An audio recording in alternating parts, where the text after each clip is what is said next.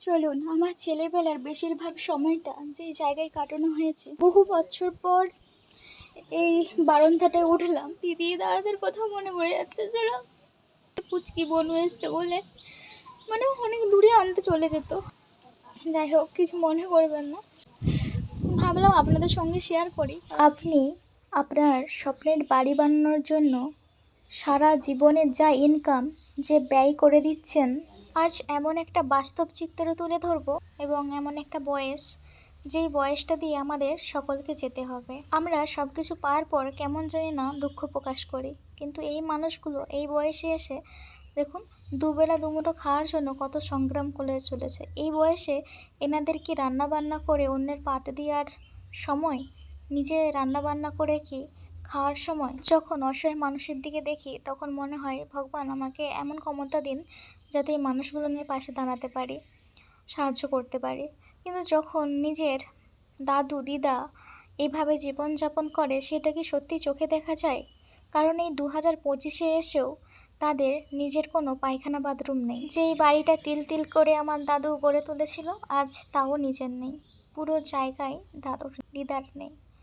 আজ কষ্ট হয় তাদের যে আমাদেরকে দেখার মতনও কেউ নেই। শরীর খারাপ পড়ে থাকলেও দেখার মতো কেউ নেই।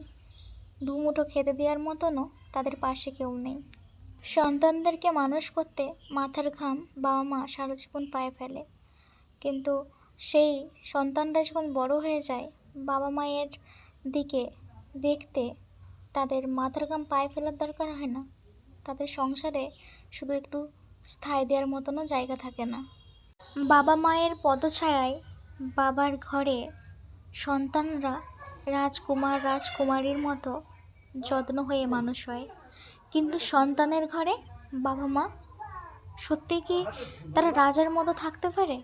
বয়স হয়ে যাওয়া মানেই অচলের খাতায়, ভিড় বেড়েছে বৃদ্ধাশ্রমে, নয়তো বাবা মার কাছ থেকে আলাদা থাকা। সব মানুষ তো আর চাকরি করতো না যে পেনশনের টাকা পাবে বয়সকালে। বেশিরভাগ মানুষ মাঠে ঘাটে আরও বিভিন্ন কাজ করতো। যারা শরীরে খেটে সারা জীবনটা কাজ করে গেছে, তাদের কোনো পেনশন নেই।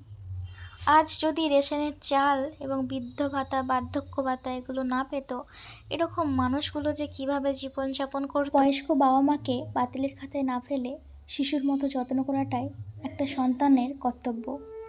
আসুন সকলে মিলে একসাথে বাবা মা সন্তান এবং কোনো মানুষের অসম্মান যাতে না হয়, কেউ কষ্টেতে না থাকে, আমাদের যতটুকু সামর্থ্য আমরা ততটুকু করতে পারি, মানুষের মুখে হাসি ফোটাতে পারি এবং সুন্দর একটা পৃথিবী করতে পারি। জানি না কতটুকু পারবো ভিডিওর মাধ্যমে। যারা আমার পাশে থাকবেন অবশ্যই আমাকে জানাবেন। ভালো থাকবেন সকলে, সুস্থ থাকবেন।